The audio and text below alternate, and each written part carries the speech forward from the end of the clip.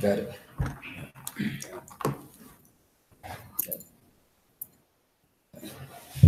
Shalom, Israel. This is the I.S.U.P.K.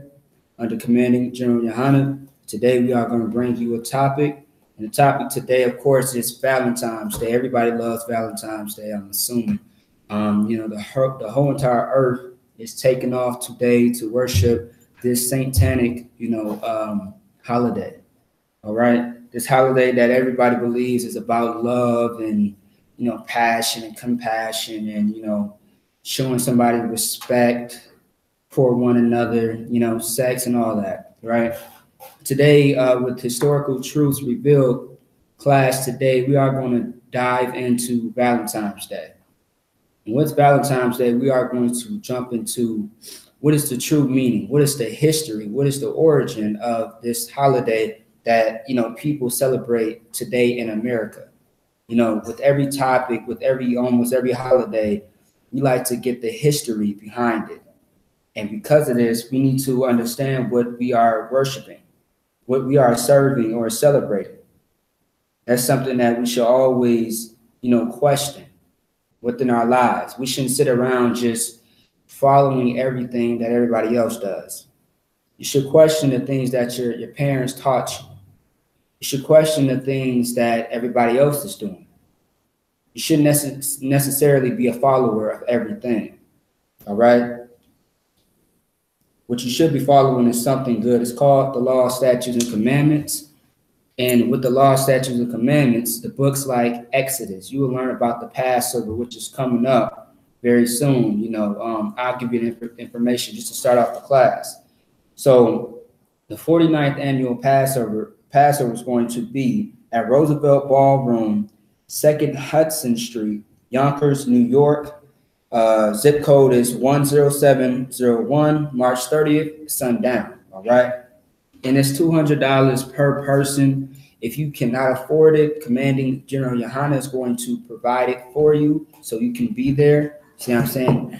Most black leaders will not do that for you, but this one will, because he wants to see you. He wants you to celebrate and remember the day that the Most High took us out of captivity underneath the Egyptians. That's all right. With the help of Moses and Aaron. Okay. So start off the class. Man, there's so much to go over. So much to go over because this is such a wicked holiday. Let's start off with Romulus and Remus. And just to give you a brief, introduction, we're going to go into what it means to give a heart to someone and where that term comes from. We're going to get into, how Valentine's started and the gods behind Valentine's Day. All right. So Romulus and Remus, if you do not know who these people is, you are going to find out today. And as you see, we're going into Rome already.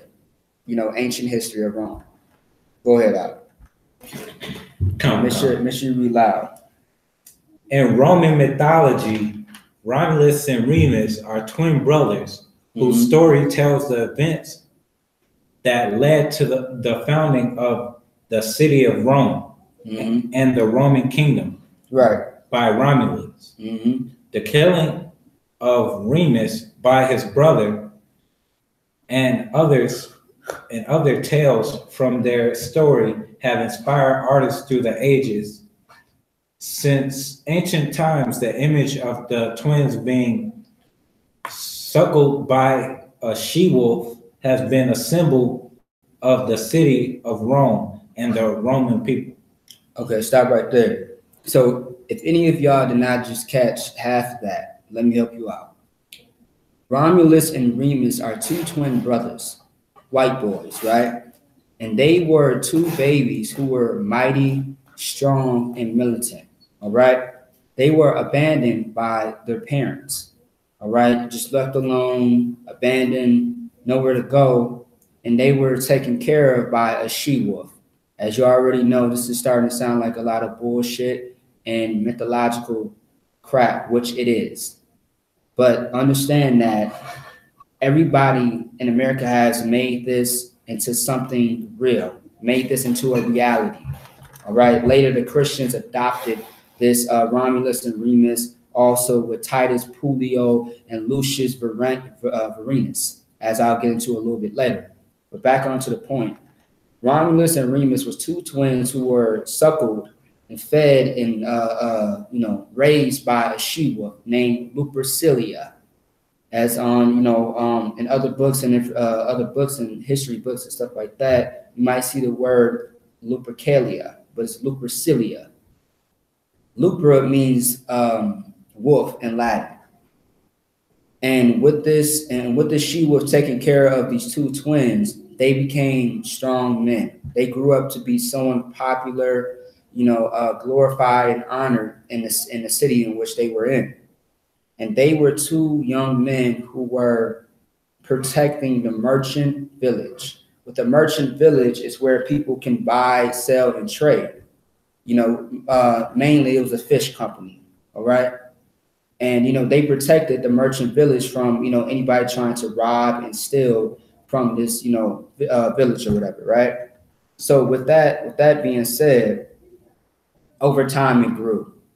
More supplies was coming out, more money was coming in. And Remus, one of the twin brothers, decided to, hey, man, I want to kill my brother. I want to kill my twin brother because I feel like I can take over this village, take over, this merchant, and he doesn't have anything. So Remus, conceived already in his mind that he wanted to kill his brother. Well, the tables turned on him because Romulus was more victorious than Remus was. So Remus ended up getting killed, and Romulus created a republic, a city after himself, named after himself, which was Rome. Rome is named after Romulus, one of the twin brothers that was suckled by the she-wolf, Lupercilia. If you ever wonder where the name Rome came from, here goes your Valentine's Day. It goes your mythological information, all right? So once Rome became, known as Rome, it grew and grew. It's very well known and famous to this day. Now, later years, Lupercilia was established February 15th as the day of, worshiping the she-wolf and also honoring Romulus and Remus, who were, suckled in the cave. So in the cave is where they started this whole festival, where they celebrated it, and we're going to get into how they celebrated. All right. Go and get the which one is that out? Vagina pack? No, get the get the February one. The February. Also, we're going to get into where February comes from, the god of it, and all that, etc. All right. I want you to stay in tune, share, comment, like, and subscribe. All right. Yeah, right there. February celebrations. Wow, too. February celebrations. Ancient Romans celebrated the I.S.U.P.K. The I.S.U.P.K? Where? Yeah, that's right. I.S.U.P.K of February as the festival of Lupercilia to secure fertility and to keep out evil. So fertility, to start you off, fertility is the god of lust or sex. And sex is the practice of Valentine's Day. All right, keep going. The feast of Lupercilia was dedicated to the Roman god of agriculture, Lupercus, and Faunus. Faunus is the correct god. That's right. So Faunus is no different from Lupercilia. So Lupercilia, Faunus, Lupra, all these gods were in honor and worship on February 14th as Valentine's Day. Established in Roman culture. Well, it was February 15th. They switched it to the 14th. This is an old, ancient, very, very old holiday tradition that was celebrated amongst white people, white homosexuals, married women who were white. You see what I'm saying? This is their culture. This is not nigga culture. This has nothing to do with us. Right. If you don't believe me, look at the resources. Look at our foundation as our history as Black, Hispanic, and Native American people, which is the Bible. It's not a fairy tale book. It's a book of prophetic and history concerning our people. There's nothing but there's over 2,000 years of history. See what I'm saying? There's information that still is relevant today. All right, that's how powerful our history book is. But with books that you see on this table, it's more other information concerning the children of Israel as well. All right, you better check out some of these books, man, because understand who our God is, understand the things that we celebrated, and it was not Valentine's Day. Where was Christ giving out flowers, hugs, and kisses, and chocolates? And where was he giving people hearts at? No, nowhere. Right? Keep going. So the Feast of Lupercalia. Along with Romulus and Remus, the legendary founders of Rome. The legendary founders of Rome. There you go. Keep going. A precursor of this festival was celebrated on February 14th. Celebrated on February 14th, which is today, which is so-called Valentine's Day, the day of love. And we're also going to get into where the color red comes from. Go ahead.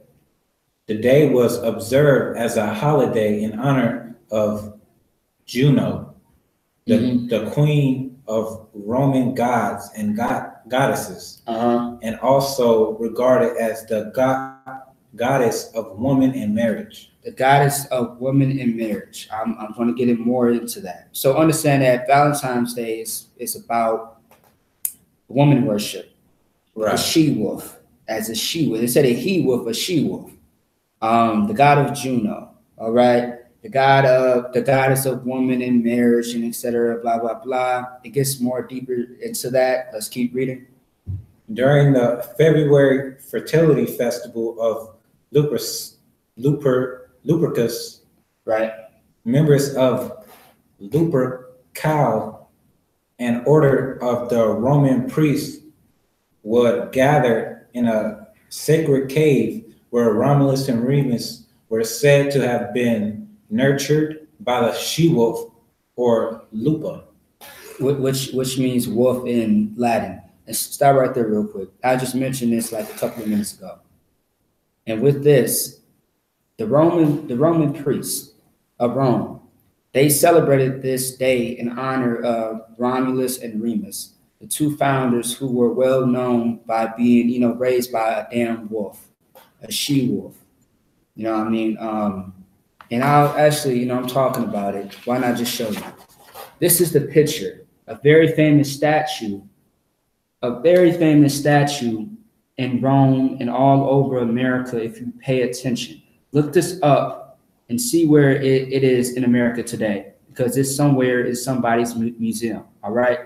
And with this, these are the two white boys, Romulus and Remus, all right, sucking on she was, titties or whatever, right? Breasts to get milk, to grow up to be strong. And this is the picture.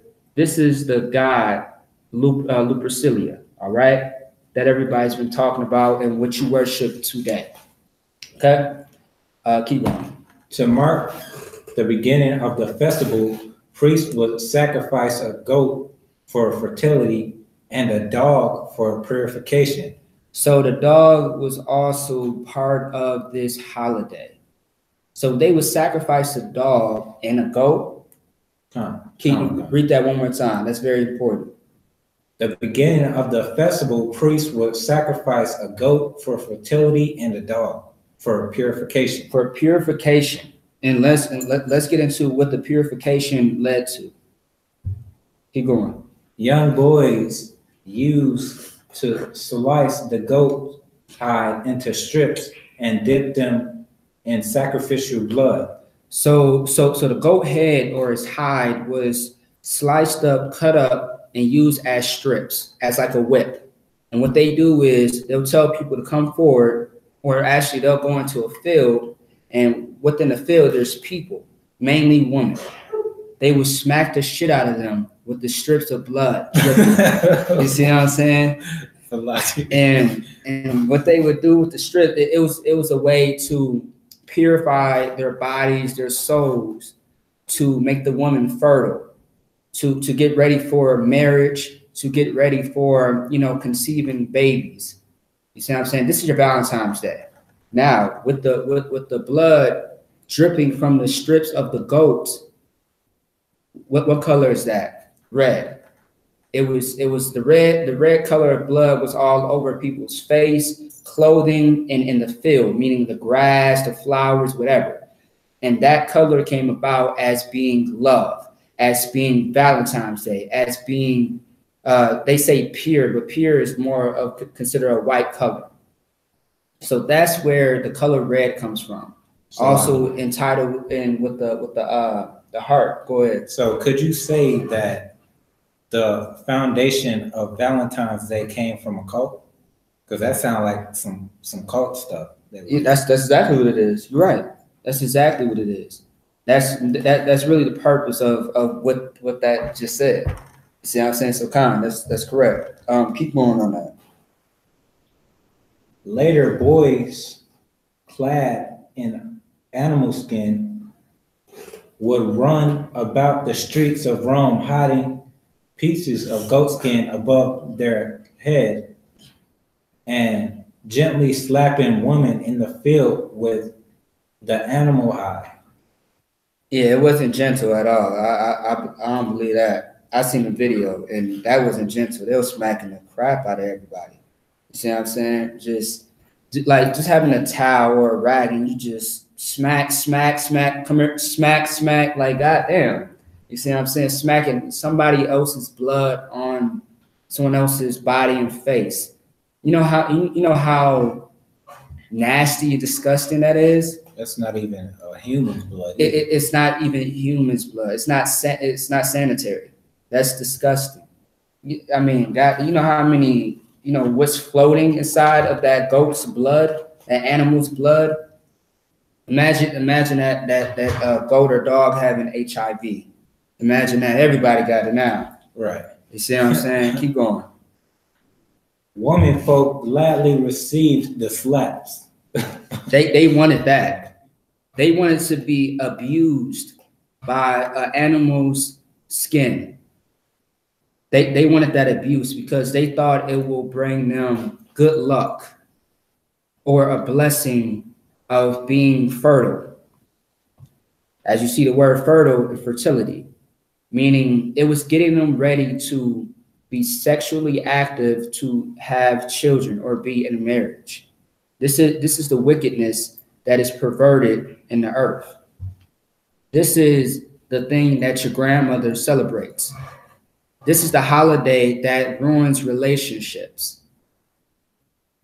This is that very God that people serve blindly and wonder why things is the way it is. You're looking for a goddamn Valentine's, you're lonely, and you want to kill yourself because of this day? Retarded. It's crazy. Valentine's Day has never done anybody justice or anything good.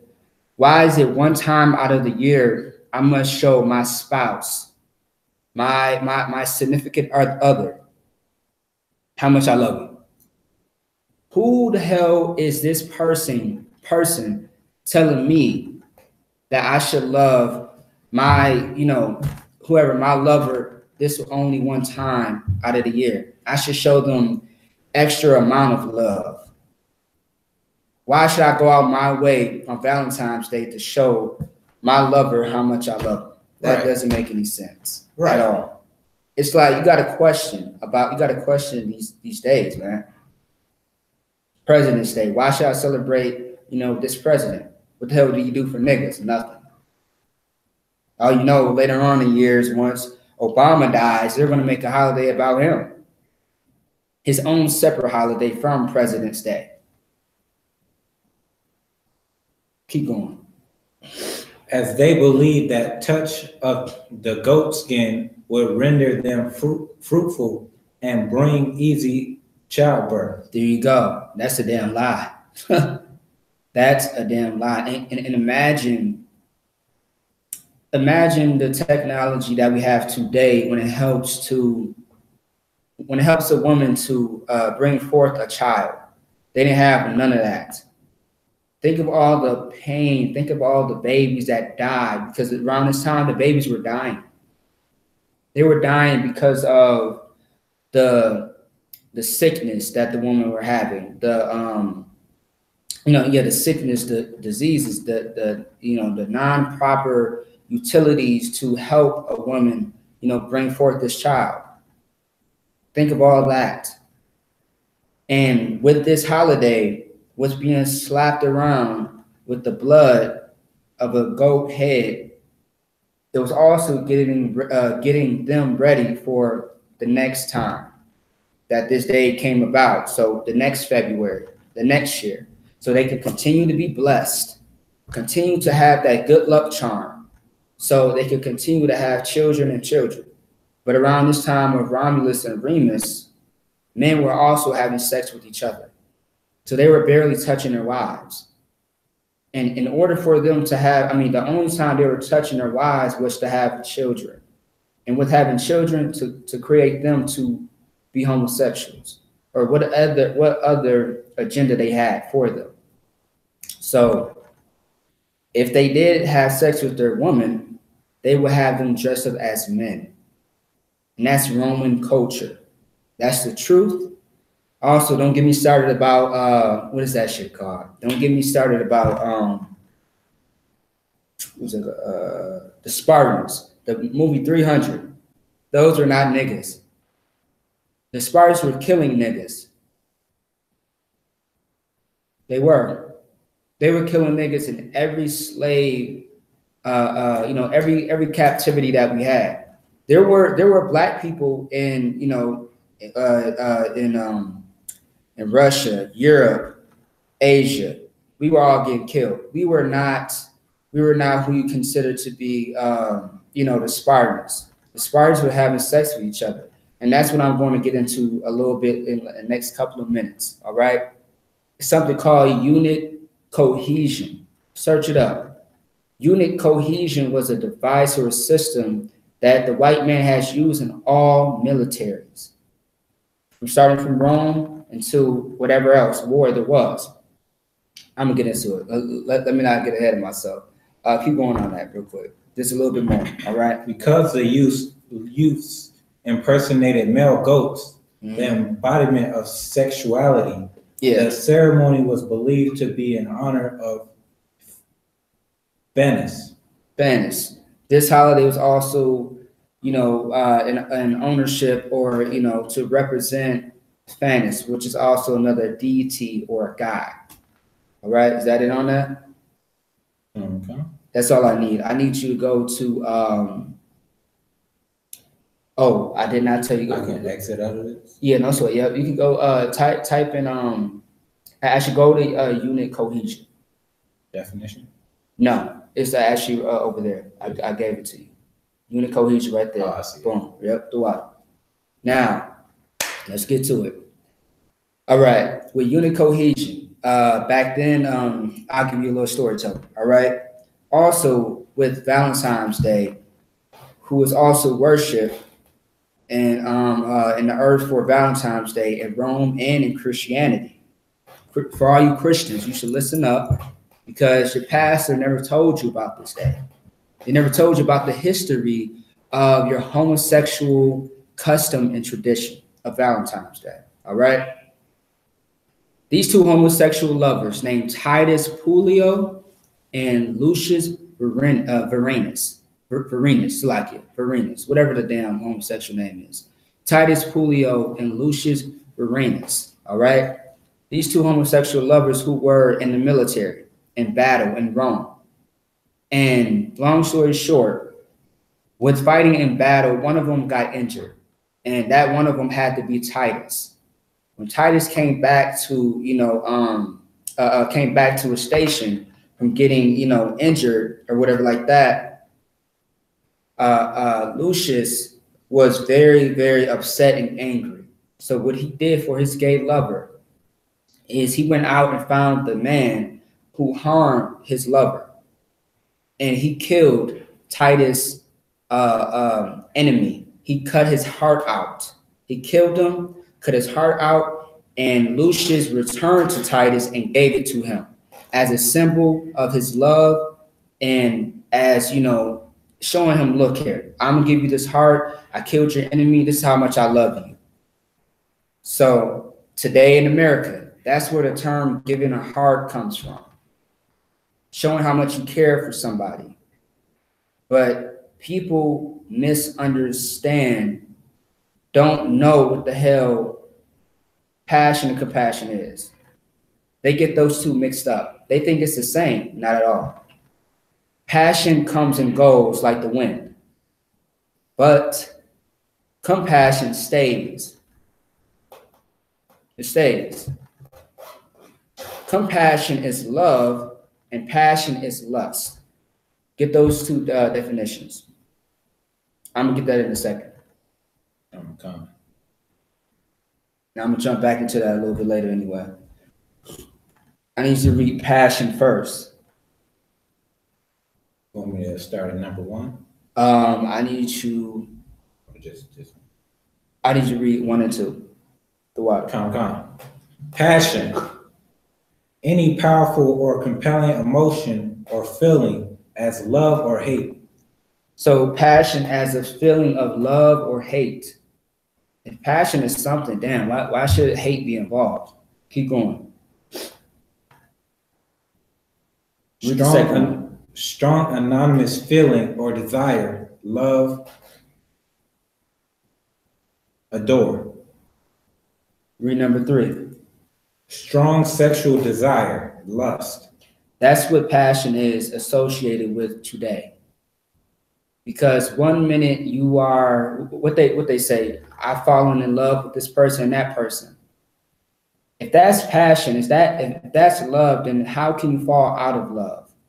Doesn't make sense. That's the confusion that people live by.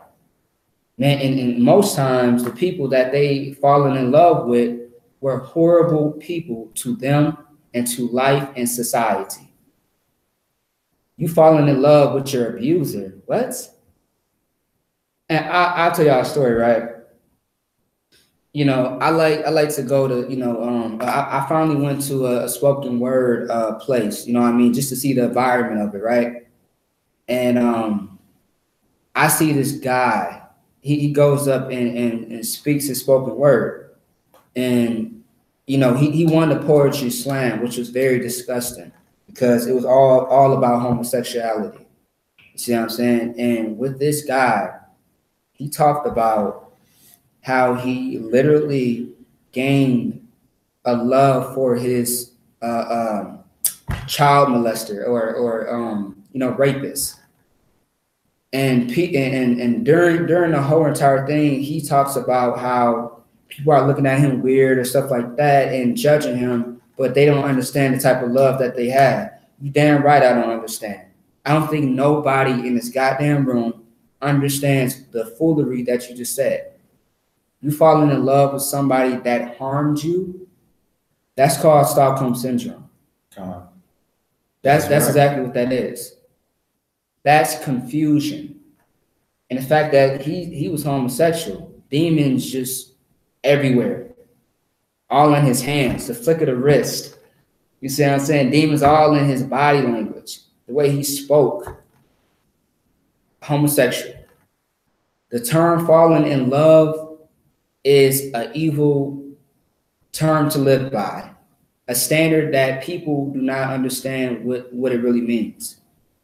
It is something wicked and demonic. That's why it's called you love someone, not being in love with someone. Stop saying that. Stop setting yourself up for failure. You can fall in love, but then you can fall out of it. That's not love. It's called lust. Right. Little do you know, it's called lust. Read passion one more time. Read the third definition of it.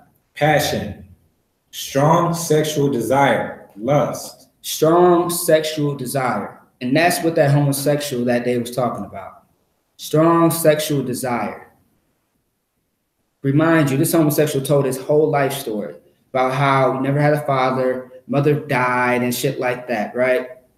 All that is the reason why he's a homosexual and why he felt like he only had that rapist. Doesn't make sense, man. That's Valentine's Day for you. That's the worship of Lupercilia for you. Now, give me compassion. Oh, okay.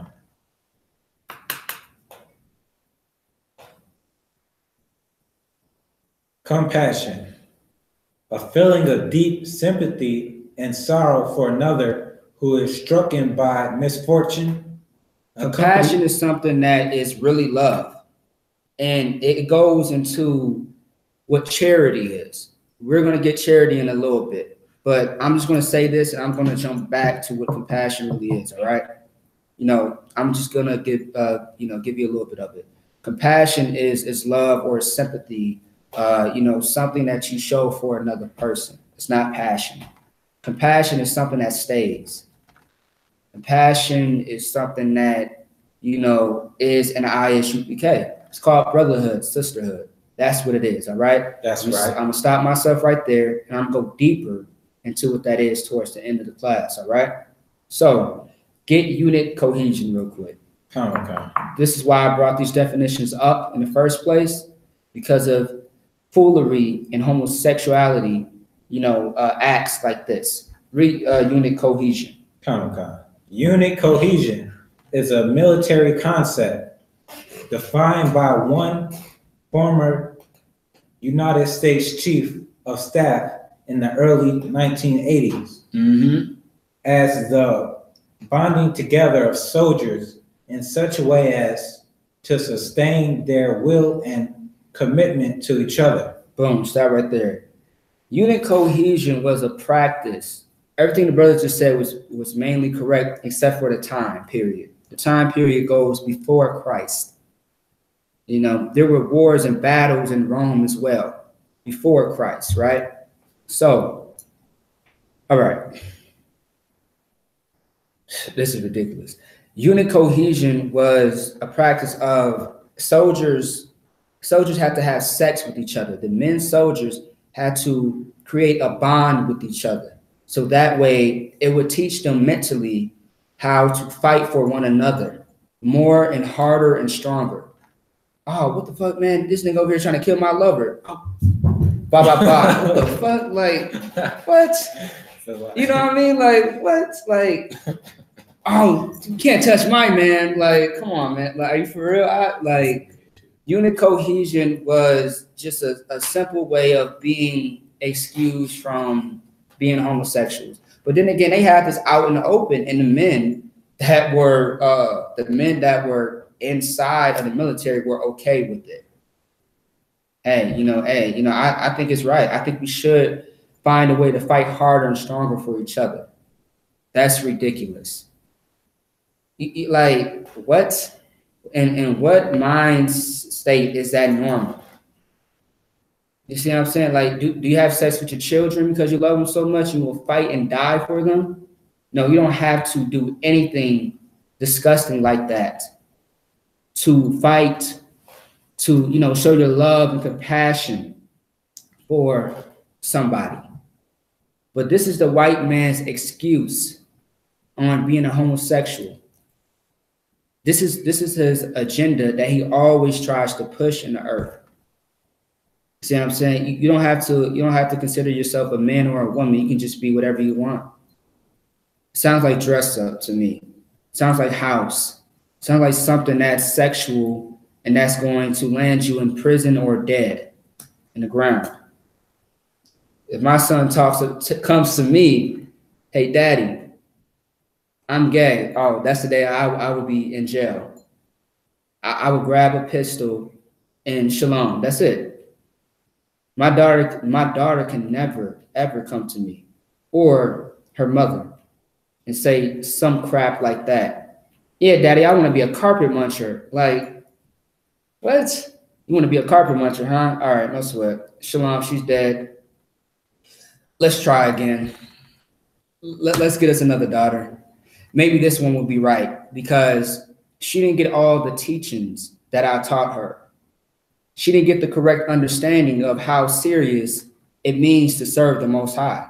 That's right. She didn't get that. He didn't get that. But that's not going to be my household. I'll be damned. I'll be damned. I will protect my children from Valentine's Day, right, Christmas, right, Halloween. They would never see that. Like many children in the I.S.U.P.K who have been born into the truth has never seen that. Disgusting. Also, with Romulus and Remus and Titus Pulio and Lucius Varenus, these are the practice of Valentine's Day. Also, with the unit cohesion is also the practice of Valentine's Day because of the sex. It's not about having sex as much as about making love or whatever like that, but it's mainly lust. Sex should be, okay, sex and lust are mixed up together in America. Oh, I love that person so much and blah, blah, blah, and I can't stand that mother effer and blah, blah, blah. It's like you're dealing with lust. Falling out of love, that's lust. You giving your, you know, a woman open up her legs for the first time, you know, we know how it's lust or if it's love. Are you with that person 20 years from now, 30 years from now? Oh, then that was love. You see what I'm saying? You know, try thinking about Christ and you know, his parents, Joseph and Mary. Did they ever get divorced? Who was Mary with after Joseph? Can you answer that for me out? Who was Joseph married to after Joseph? Who was Joseph married to after Joseph? I'm Salaki. Damn, Salaki. who was married to after Joseph? My bad, Salaki. Nobody. Nobody. And why? Because she stayed with that man. Because they stayed with each other. That's the purpose that I'm making. That was love. You know, you see most people, grandparents from like, you know, the 50s and 40s, you know, are 100, 70, 80 years old, still together. You see what I'm saying? My grandparents were together until one of them died. You see what I'm saying? That's real love, not lust. But today in America, it's all about feeling something. And love is more than just an emotion, first of all. And that's hard for a lot of people to understand, especially females. 95%, 99% of the time, they're going off of how they feel, not so much how they think. They're feeling it must be real. I must trust this all the time. But understand that Satan has his way with a woman mentally. You see what I'm saying? I like to say what Captain DeBar Moss says out in Chicago. Satan mind fucks women a lot. Meaning that he gets inside their head and screw the shit out of them to the point where they think it's all about the feeling, the emotion. No, it's not. What you call love is really lust. Men and women. Men out here crying. Oh, I love that bitch so much, man, but she keeps having sex with all my friends, man. I love her so much. That's not, she don't love you, apparently. She just want a different ride every other day of the week. And you out here claiming that you want to marry this woman. You're out of your mind. In the I.S.U.P.K, we know what love is. And it's not Valentine's Day. It's not throwing a woman to the side. That's not what it is. All right? With unit cohesion was the practice in Rome that the soldiers had, and they still have it today. Understand that. They have it some way, shape, and form. They always got some homosexual stuff going on in the it's like in the military, right? And unit cohesion was a way to fight harder and stronger for that person that you love. And this is the practice of Valentine's Day. This is the worship of Lupercilia. This is the festival. This is the love, and this is the, you know, the blood all over your goddamn face. Happy Valentine's Day. That's what it is for you. All right. Now let's go ahead and get Romulus and Remus one more time, Rob. Oh, okay. From where we left off? Yeah. Actually, no, never mind. Don't read that. Let me say this, right? Salaki, never mind.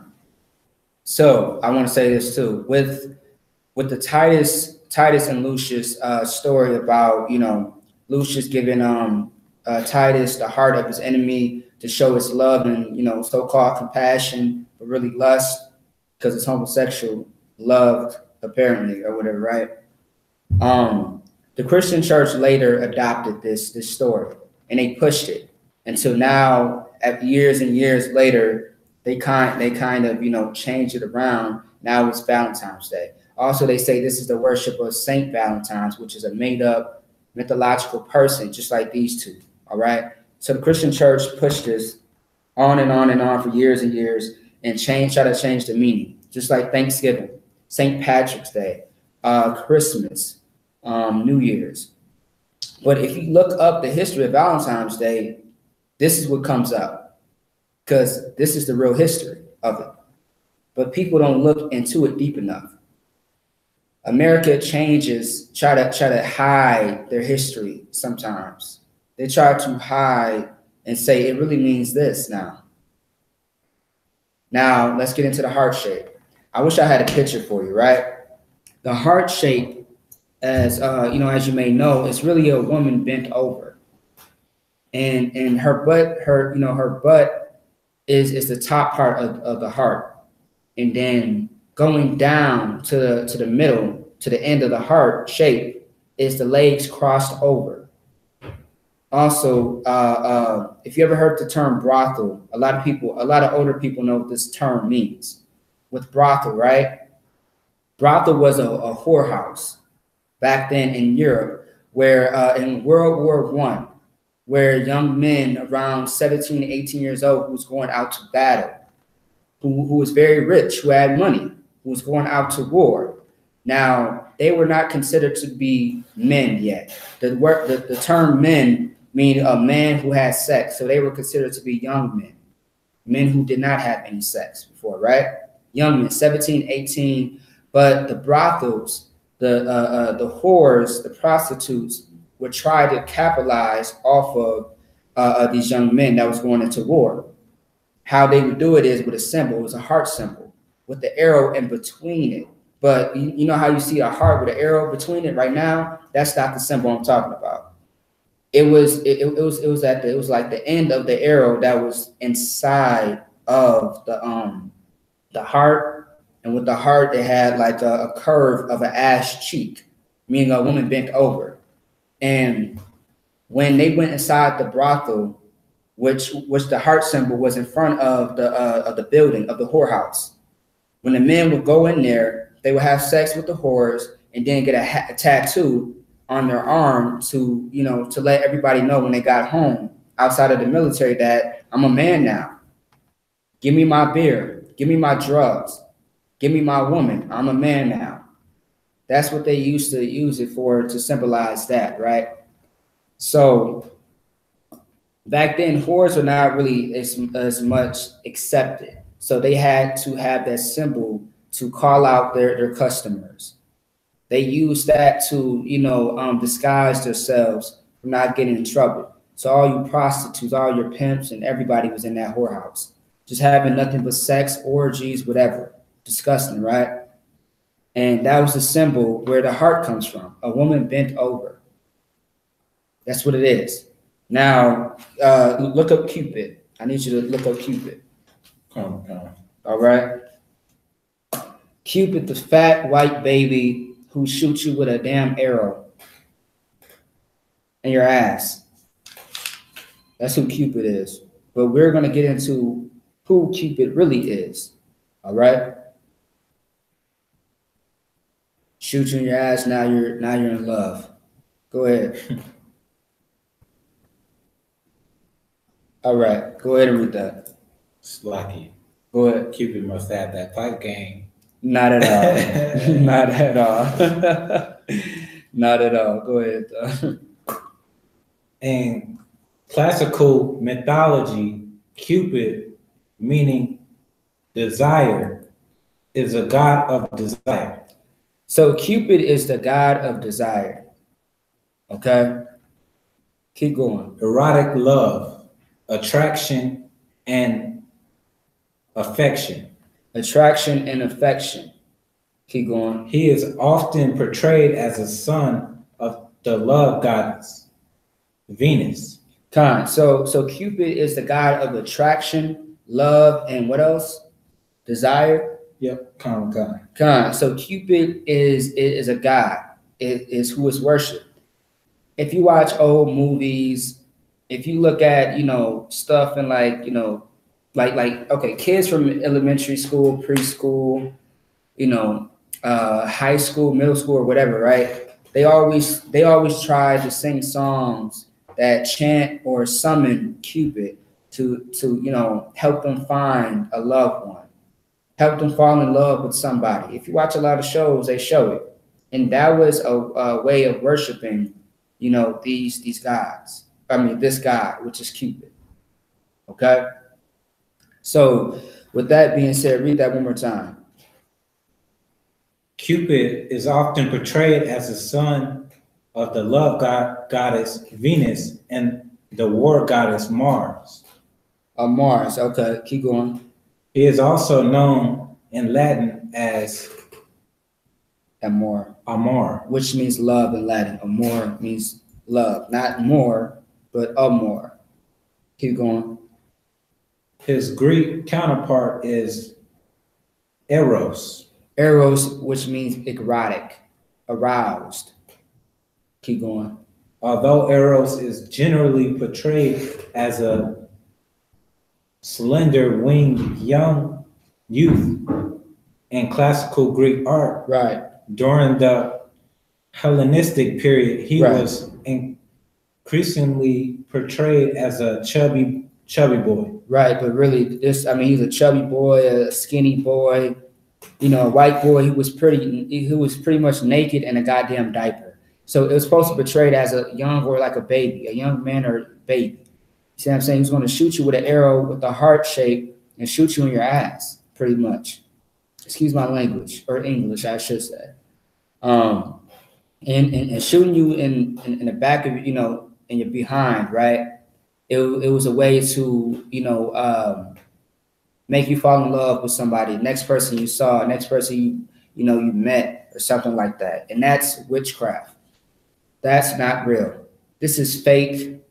This is what people in America has made their, life to be, a reality of these gods. And these are real gods that people really worship and just don't know it. They just don't know it, man. That's why people are asleep out here. Yeah, I don't celebrate holidays, but I gotta do it for the kids. I can't let my little girl not go to school with no candy given out to everybody. I gotta make sure she, gets a gift so she don't feel left out, so he doesn't feel left out. Save your kids from Valentine's Day. They will be okay. Don't look at their tears. Don't look at, their sobbing and crying. Forget all that.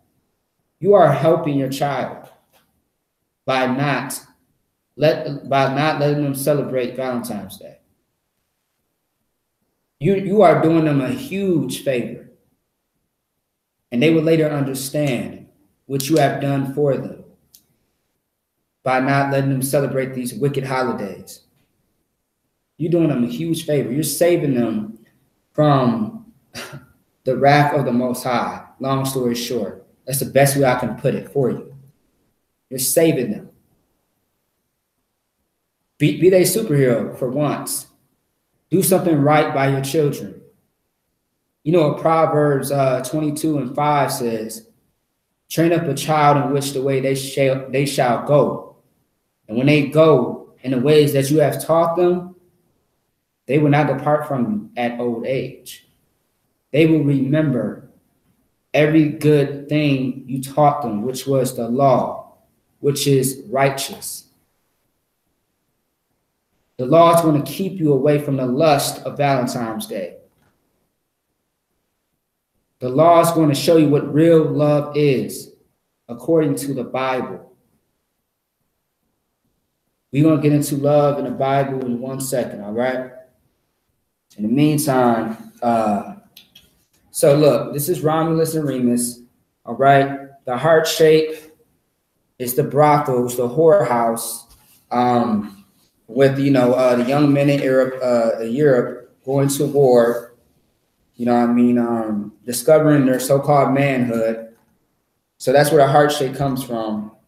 Giving or showing someone love or giving a heart to somebody is Titus Puleo and Lucius Varenus. They also have a show about it as well. HBO has a show. They're coming out with a season 2, Disgusting. See what I'm saying? Now, let's get into the Jesus fish. Let's get into that. All right. If you ever seen a fish that the Christian church has adopted, it's the like the bumper sticker that Christians always wear on their shirts, or they always wear like on their cars, the back of the cars. Now, you might be looking at this like this is a Venn diagram. You're right, it is.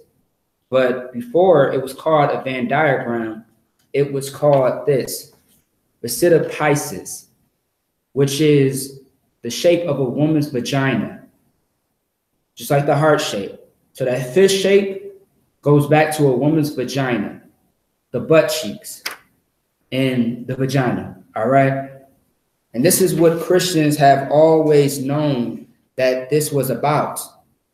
But for those who are asleep, don't know what the hell they're putting on their shirts, putting on their cars, or worshiping. I also seen this in like, then they're all my grandma's houses, auntie's houses. And now today I'm just like, throw that shit in the trash. So like, go ahead. And they also have you drawing it as a little kid in school. That's right. That's right. You know what I'm saying? And that's ridiculous. That is sad. So that fish, if you ever wondered what it was, we also going to get into. I need you to get go to the very first tab. All right, we're going to discuss more about what this is. I need you. Yep, I need you to read the second paragraph. This one? Yep, that's right. To get clear, you know, a better understanding of what this is. If you do not believe what the hell I just said, we're going to get it right now. Go ahead. How you pronounce that? This one? This word? That's right. Yeah. I.S.U.P.K. I.S.U.P.K. Right. I.S.U.P.K. The vula shape I.S.U.P.K. or Jesus fish. Jesus fish. Was once a prominent pagan symbol representing almost every pre-Christian fertility goddess from Atargatis. Yeah, I cannot. So like I could, hey, that was a little hard for me. Aphrodite, just go to Aphrodite. It's all the same. Aphrodite, right? And Artemis. Yeah, Artemis. Yeah, that's right. To many others who do not follow my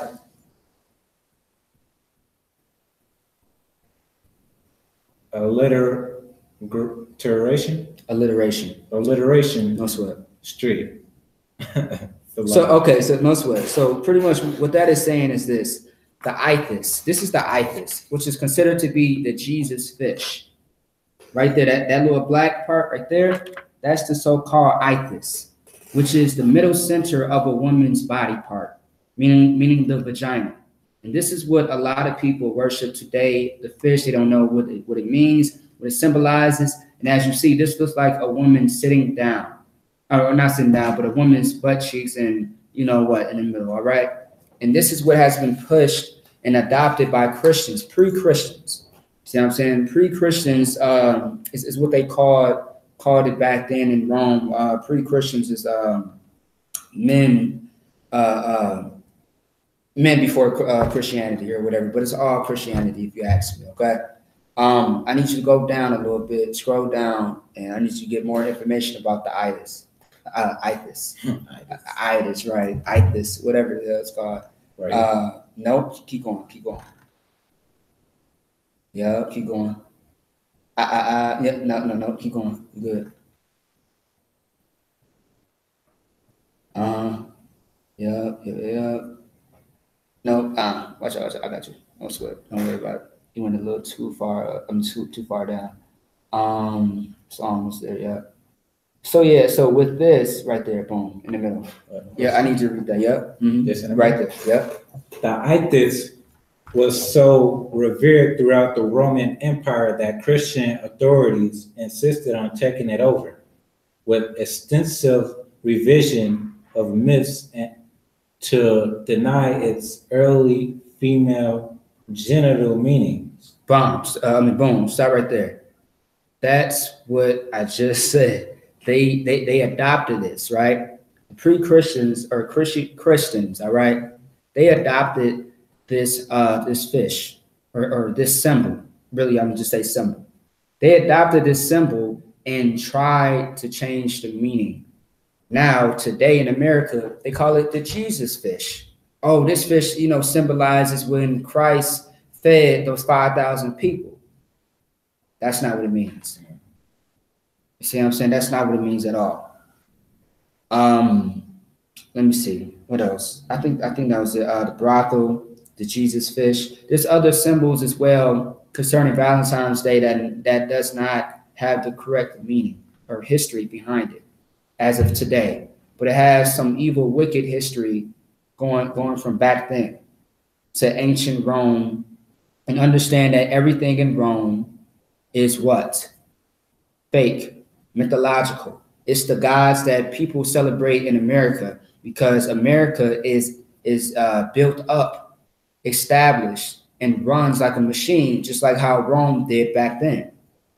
Now, also, there's something else that someone had discovered to me, which is very true. If you look at the outer layer of how Egypt looked, how America looks, how Rome looks, it looks pretty similar. How it's shaped. Also, the way that things run, like I said, in each captivity that Black, Hispanic, and Native American people have been into has always been set up the same, with the pyramids, with the governments, with the judges, with the council, with the what else am I missing? With the like the law that in the culture, the tradition, all those are the same and has always been ran the same throughout the earth. Why is it that the Babylonians got the same gods as the Romans or as Americans today? Everything you see today is from the past. It's nothing new. None of this stuff comes from the 1900s and all that. It comes from like before Christ, Roman time, Roman culture. So Valentine's Day has nothing to do with love but lust. It's all about the orgies with this holiday. It's all about the pedophilia, also with Cupid as well. They didn't put that part in there as well. It's all about lust, lupercilia, fertility, deities. That's what it's about. And if you are a parent who is teaching your child this, you are a bad parent. You are destroying your child. Now, in the school system, the white man pushes this on the children because as children, they see this as love. This is how I let my mother and father know that I love them. I give them a heart. I draw hearts. I draw a woman's behind and give it to them. That's love. I give them, heart emojis. That's love. You see what I'm saying? Disgusting. I give them kissy faces. That's love. So as a child, what happens? As a child growing up to be an adult, you know what I mean? Now they still have the same mindset.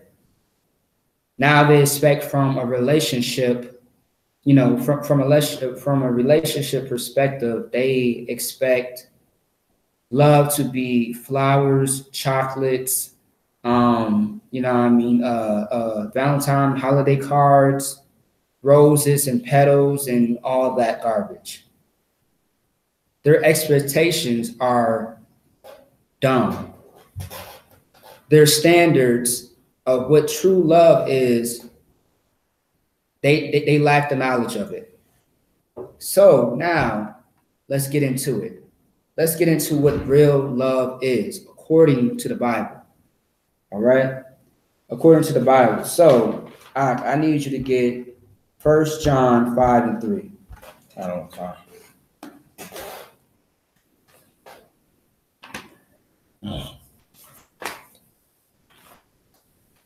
So we are going to get into what real love is, because people want to say God is love, love is God, love conquers all that bullcrap, right? Let's go. Go ahead. 1 John chapter 5, verse 3. Mm-hmm. For this is the love of God. This is the what? This is the love of God. We are going to find out what is the real love of God. Let's see if it matches up with what your pastor says it is. Keep going. That we keep his commandments. That we do what? Keep his commandments. That's love. Doesn't sound like Valentine's Day.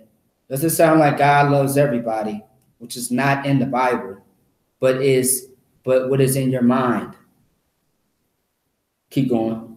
And his commandments are not grievous. His commandments are not grievous, like the Apostle Paul said, man, in Romans the 6th chapter. Read that one more time. No, actually read it from the top, please. Come. For this is the love of God, that we keep his commandments, and his commandments are not grievous. Actually, I want you to read. No. Yeah. I want you to read verse 2 for me. 2? Yeah, verse 2. Go out. 1 John chapter 5, verse 2. By this we know that we love the children of God. Keep going. When we love God and keep his commandments. For this is the love of God. Start right there real quick. So we know that we love the Most High by keeping his law, statutes, and commandments. That's the first thing, right? That's how we know that we love the Most High. And with keeping the law, statutes, and commandments, it's going to teach you, it's going to make you fall in love. I mean, not fall in love, but make you love your people, love your nation. We are going to go back into the definition of compassion, all right, and passion.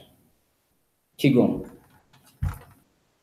That we keep his commandments. That we keep his commandments. That's love right there. That's one form of love. There's many forms of love according to the Bible. That's the main one, that we keep the most high law, statutes, and commandments. Keep going.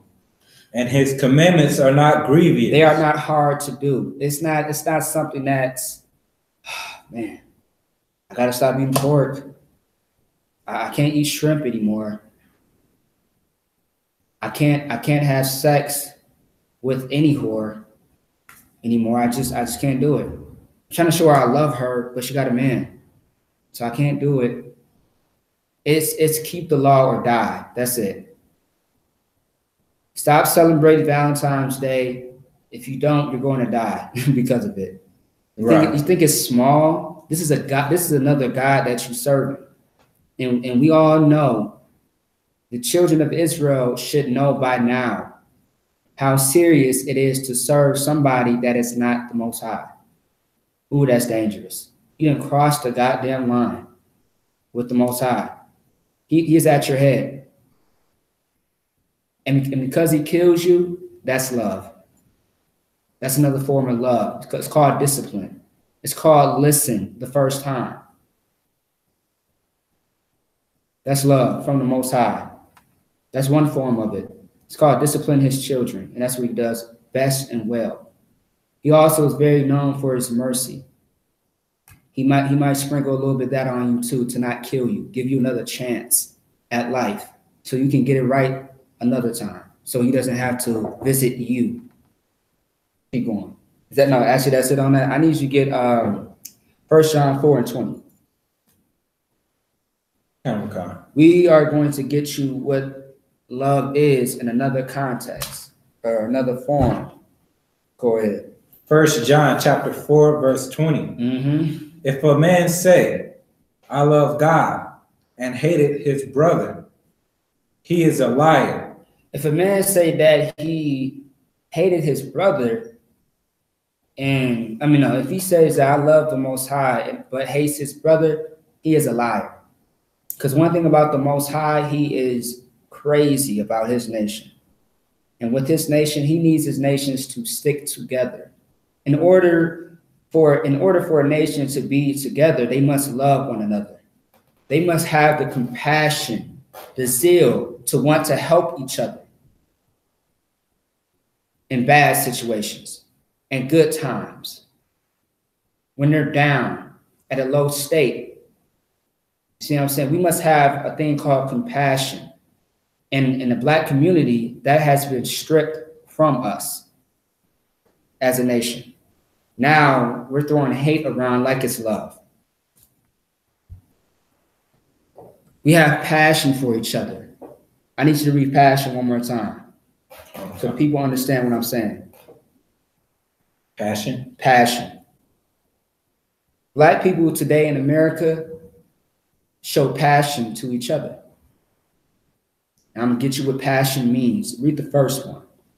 Okay. Passion, any powerful or compelling emotion or feeling as love or hate. As love or hate. Any special, any powerful or compelling. Compelling means it's all of a sudden. It comes and it goes. 1 minute you think you love Black people, but then you're showing self-hatred. You're showing some type of hate towards a brother or a sister. It becomes, okay, passion and love is only convenient when it helps or benefit you. That's not love. You're not looking out for anybody. You're showing hate, man. That's what it is. The way you shoot those bullets towards your brother, that's hate. That's passion for your brother. Man, I love and hate you so much that I'm going to kill you. And it's done. Happy Valentine's Day. That's what it is. And by the end of the day of Valentine's Day, by tomorrow, by the next day, we are going to hear how the numbers are going to skyrocket to the top of the charts of Black people in Chicago, St. Louis, Detroit, Minnesota, Minneapolis, Lake Street, South Minneapolis. We are going to hear how Black people, Hispanic people, and Native American people have showed passion for each other. We're going to see all the love in the streets. Their blood decorated on the pavement and all over the streets, man. That's what we're going to see in the name and worship of Valentine's Day. That's what we're going to see. So read that one more time out. Passion or the scripture? Scripture, Salakia. 1 John chapter 4, verse 20. Mm-hmm. If a man say, I love God, and hated his brother, he is a liar. So the way that you despise your brother in any type of way, how ugly and disrespectful you are towards a sister, shows that you do not love your brother, that you hate him. And I know you heard the term before, like, man, I hate that person with a passion. Yeah, come. That's what it is. Right on context. I hate that person with a passion, and that's true. You do hate that person with a passion. Passion is not love at all. It's hatred. It's lust. That's what it is. But compassion is actual love. Charity is love. And we are going to get charity very soon. All right? Keep going on that. For he that loveth not his brother whom he has seen, how can he love God whom he has not seen? You say that you love the Most High, and the Most High just cut the hell out of you. He said, you see your brother every goddamn day. You see a brother and a sister who looks just like you, who come and struggle the same way you do, who get persecuted and called a byword every day. But you have not seen the face of the Most High before. So how can you say you love me when you have not seen me, but you see your brother and sister every day? How is that? You're a liar. You don't know what the hell you're talking about. You're filled with guile. Guile means deceit. That's what you're filled with. Filled with lies. All right. Get Matthew 18 and 21. Okay. The difference between passion and compassion is passion is not love. Compassion is love. Simple. That's what it is. Observe the people around you in your life and really see what the difference is. Like I said, many homes have been destroyed because of holidays like Valentine's Day. The standard of love is not what Valentine's is really about. All right? What was it? Matthew 18 and 21. Okay. Matthew chapter 18, verse 21. Then came Peter to him and said, Lord, how oft shall my brother sin against me? This is very perfect. This is something that you should read up on. Matthew is one hell of a book. Keep going. And I forgive him till 7 times. So Peter came to Christ, Yahushua, and said, hey, sir, how often or how many times should I, forgive my brother if he trespass against me? If he smacks me in the face, you see what I'm saying? If he spits on me, if he tries to sleep with my woman, if he, runs me over, if he shoots me, how many times should I forgive him? How many times? 7 times, 7, what do you say? What is it? 7 times? That's Peter's answer. And he's asking that in a question, in the form of a question. Let's see what Christ says. Yahushua said unto him, I say not unto thee until 7 times, but until 70 times 7. So when Christ said that, what he was saying was this: forgive your brother forever. Continue to do it. Now, everybody's trying to do the math. Okay, 70 times 7. How many times is that? It's forever. That's what it is. Forgive him forever. Israel gets into it all the time. Believe me. That's why there's a thing called brotherhood. And with brotherhood, there's counsel. We don't always agree with each other. Somebody's going to have a disagreement, and someone is not going to always agree with you, say. But also with agreements, it can be dealt with in many ways. Killing each other is not one of them. It's called counsel. Another thing is, too, there might be a trespass. There might be something said that was incorrect. It could be correct. And one brother might not have, hey, I think that was wrong. Hey, sir, can I talk to you about this? Hey, brother, can I talk to you about this? It's called counsel.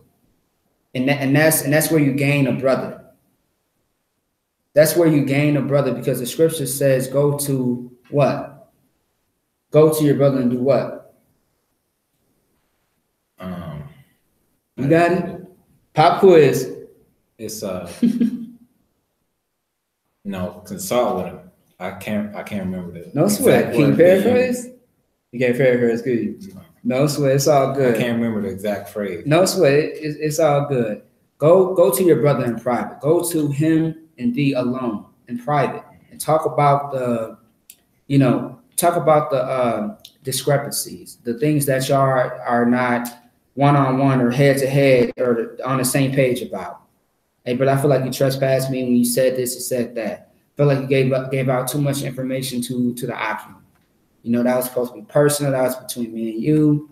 Oh, so like, I apologize. See what I'm saying? That's where you gain a brother. Or it can go the other way around. man, your ass is just being, you know, a little emotional, man. Man, shut up, man. It's all good. Nigga, is you for real?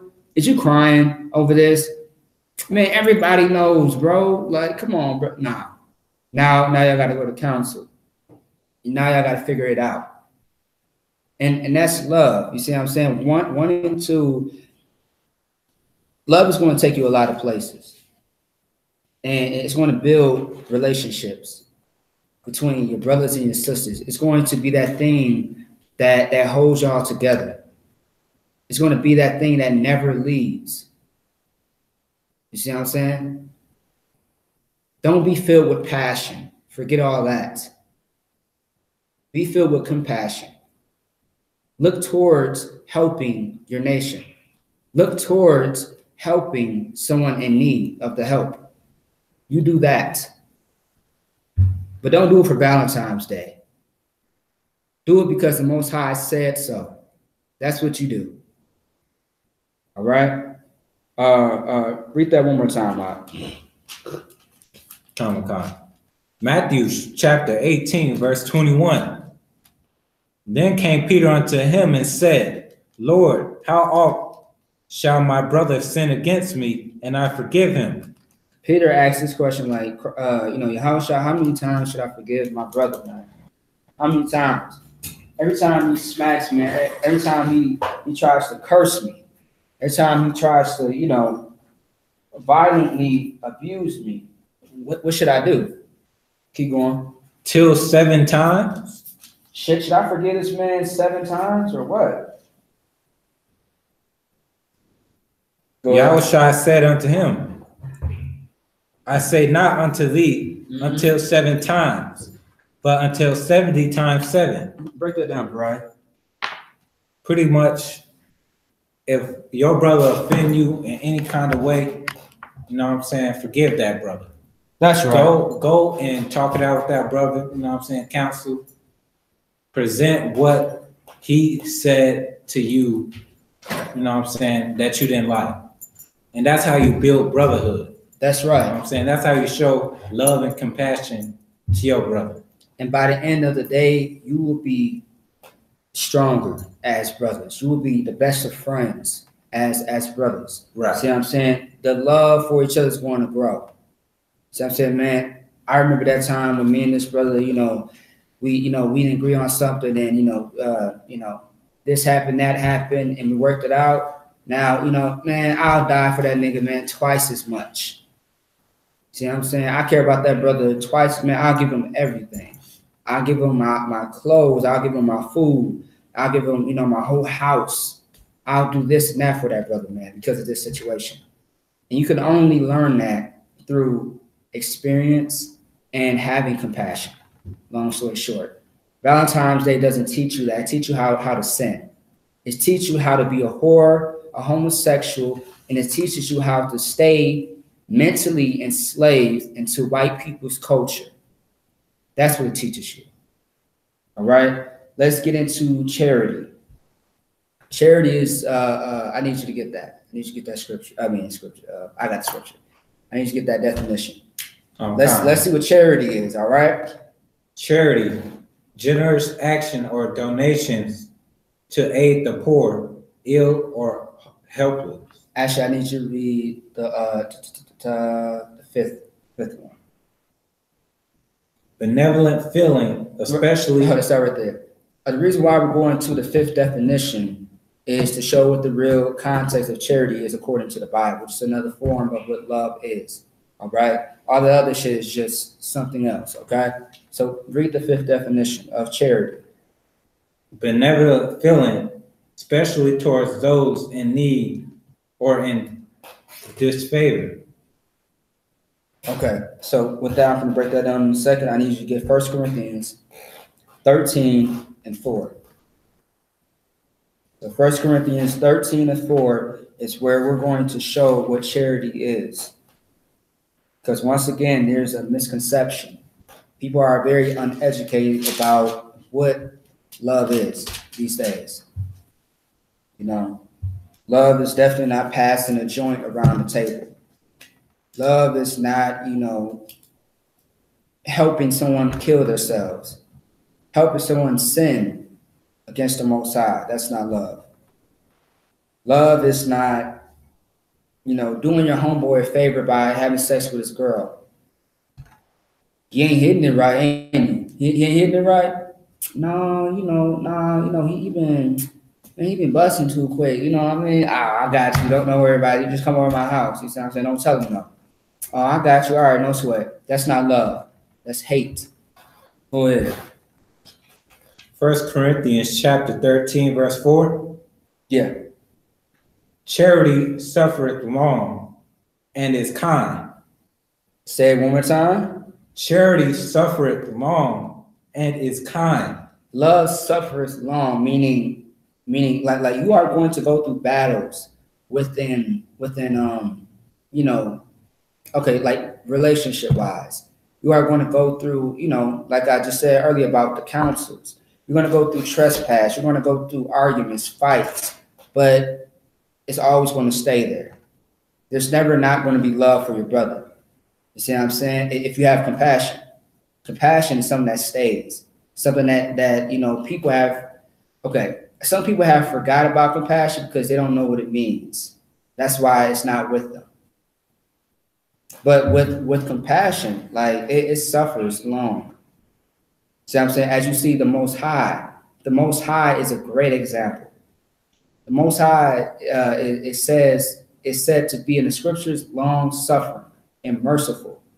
Long suffering meaning he struggled to not put his hands on his children. He struggled not to kill us, all of us. If it wasn't for Christ, we would be a nation with no existence because of how much lack of love we showed the Most High. He was ready to wipe us out. But Yahushua came on the scene, and Yahushua showed us greater love than we showed ourselves. Yahushua, man, get that man a hand. Yahushua is the reason why we are here today teaching you this topic. He gave us a second chance. And with him giving us a second chance, we are finally getting all of it right. We're all in order now. Now, I.S.U.P.K, brothers is struggling to get their lives together. Sisters are struggling, fighting hard to stay on track. So we don't have to answer to Christ in a negative manner as far as dying again. We can finally live, continue to live, and he can be proud of the sacrifice that he made for us, but for the others that want to celebrate Valentine's Day, that want to stay in the world, they are going to meet Christ's sword. And all the love and blood is going to be all over his garment, his white garment. Imagine that. Keep going. So charity suffered long, and it is kind, right? That's what it said. Okay. Love is kind. And let's see what else love is. Charity, to be exact. Charity envieth not. It doesn't envy. It's not evil. It doesn't hate. Keep going. Charity ventured not itself. It doesn't do what? You said it right. Go ahead. Vaunted. Vaunted. Vaunted. Yeah, that's right. Vaunted. Charity vaunted not itself. Not itself, but it doesn't hate itself. It doesn't, go against itself. It stays. Keep going. It's not puffed up. It's not puffed up, meaning it's not proud. See, anything proud is evil and wickedness. It's called pride. And with pride, it falls all the time. Something that is not of the Most High comes to naught, meaning it has no value. Keep going. Do it not behave itself unseemly. Love is not fighting each other. Love is not shooting each other. You see what I'm saying? Oh man, I love you so much that I'm gonna stab the hell out of you. like that's not love. That's you got demons on you. That's more like hate. Right. You bringing down your your nation is not love. That's not it. You putting what the scriptures calls a stumbling block, meaning you're making a way to where a brother and sister falls under the temptation of sin, pretty much. You're setting your people up for failure. That's not love. Keep going. Seek is not her own. It doesn't seek its own pleasure, its own, type of lust. Keep going. Is not easily provoked. Love is not easily provoked. 1 minute you're in love, 1 minute you're not in love. That's not it. That's not what this is. Keep going. Thinketh no evil. Love, it does not consider to be evil. Like, for example, a lot of people think, okay, a man and a woman are together in a relationship. Now, here comes the arguments. Here comes the fighting. Here comes, I might just divorce you, but I'm not going to divorce you. Then here comes somebody else trying to come into the picture. Help me kill my husband. Help me kill my wife so we can be together. Love is not evil, and that's not love. Keep going. Is that it? Is that verse 7? Keep going. Rejoiceth not in iniquity. It does not do what? Rejoiceth not in iniquity. That's sin right there. It's sin to want to, eliminate somebody else's spouse because they got some, difficult situations going on in their relationship. That's not love. You don't rejoice in no shit like that. That's evil. And that's not love once again. That's passion, which is not love's lust. That's really what it's all about. People who do things like that want to destroy and ruin relationships. They have a thrill out of that lust. When you are affiliated with your lust, you are joined with your lust, you feel something. Physically, you feel something. You're thrilled, you're excited, you're rejoicing about it. But that's not it. Compassion is not that at all. It's something different.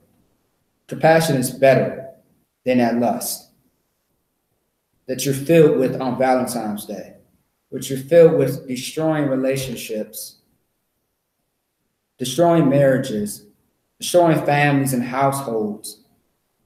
And I'm talking to the Christian church mainly. Keep going. But rejoiceth in the truth. But love rejoice in the truth of things, the truth of life, the things that profit us in positive ways. Keep going. Beareth all things. Say it one more time. Beareth all things.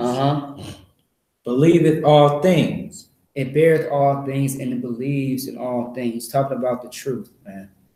Keep going. Hopeth all things. It hopeth all things. You know what hope and faith is, right? That's Hebrews, the book of Hebrews. The things that are not seen. Keep going. Envieth, I'm sorry, Salaki. No sweat. Endureth all things. Endureth all things, you damn right. You see what I'm saying? Give me an example. Give me an example what that means. Love endureth all things. Give me that. Give me a great example of that today. Struggles. Struggles like what? What do you not having food, money to feed your kids. There you go. Your woman trying to run off in the club, not covering up, running her mouth. That's you endure that. So I'm gonna tell you this. So love enduring to like the end, right? Is also like, okay. Love enduring also is just like, like I said about the kids, right? You love your kids so much that you won't go sell drugs to, feed them. You see what I'm saying? You will stay with them as they're struggling with you just to make sure that y'all are okay and to wow. You see what I'm saying? Like, staying together, being together, even when the worst shit happens to each other, is enduring, you know, the love. I believe Job would be a great example of that. Because, you know, it showed what Job went through with the test that the Most High had gave him. It was faith for sure. That was definitely a great example of the faith that, you know, the action, which faith is, which love is what Job showed that day. The thing that Abraham had showed that day when he was supposed to kill his child, but it never happened, and a lamb was in sacrifice, you know, in the place of Isaac that day, showed the love, the compassion, showed the faith that he had for the Most High that day. So it's the same thing for your children and for your people. The fact that the brothers and the sisters in the I.S.U.P.K, we go through all types of hell and persecution against our people who do not love us with compassion, but hate us with passion. But we still come out here when it can cost us our life. It can cost us a bullet in the head, and we do this for our nation. We do this for our people. But don't ask me to celebrate no Valentine's Day. To hell with that. I can't show you any love that day. If I celebrate Valentine's Day, I would be hating my nation, because I'll be serving a God that is not our God. What the hell I look like? That's like, okay, how people look at each other when they're like, oh, so you mess with that certain gang now? Oh man, you know, I despise you, and I look at you crazy now. That's how black people should look at other black people when they serve other gods. You over there serving a white God? What the hell? Do you know that you'd be stoned to death for that? You see what I'm saying? Like, that's how black people should do. Black people should persecute other black people for serving a God that is not theirs. But then ignorant black people in the world think that they are doing that. Oh, you Hebrew Israelites is in the cult. Power Rangers. Oh, you ain't the home of the truth, home of the lies. Yeah, okay. Think so. Keep thinking that. And watch how everything unfolds for you as you celebrate this day, as you celebrate the next upcoming American holiday, as your children get caught up in the mix and negative and bad, horrible things starts to happen. Your children start to die. Damn, how did that happen, sis? Well, you know, we celebrate the 4th of July and this and that. That's terrible. That's very sad to hear. Well, it's a bad holiday. It's a holiday that we shouldn't celebrate. You know what I mean? That's pretty much why it happened to you. No, that's not it. What happened was this didn't go right, and that didn't go right. You know, you're serving another God. That's why your child died. That's why you're dying. That's why you're next. You're the next one to get pulled over, get shot in the head. You're the next one to die in a jail cell. You're the next one to get lynched somewhere in secret. You're the next one to die because you decide to celebrate Valentine's Day, 4th of July, Thanksgiving, Christmas. You want to worship Lupercilia, you're going to die. All right? And this is historical truths revealed, all right? This is what love is. What I just showed you, which is not celebrating Valentine's Day. Love is of the Most High, and it's something real. It's called compassion. Learn that before it costs you your life. That's right. That's the message, all right? And so with that being said, to hell with Valentine's Day, to hell with any other holiday that the white man has to offer niggas in America. Run away, protect yourself, save yourself from this holiday. That's right. Go ahead. Hide your kids, hide your wife. Hide everybody, all right? That is Black, Hispanic, and Native American people, and push the truth and open up your mouth and speak about it. Don't be tongue-tied. Don't do that. Don't let the demon have control over your mouth and your voice. If you can talk, you better speak wisdom. That's what you better do. Teach them that this is a holiday that we will not be celebrating, participating anymore. Shalom. With that being said, catch us next Wednesday. Historical truths revealed as we touch on another topic, all right? Stay tuned. I.S.U.P.K on Facebook, I.S.U.P.K Minneapolis on Instagram, YouTube, and other programs that's going to come out. Stay tuned. I.S.U.P.K.com. With that being said, shalom. Shalom, Israel. Shalom. All right.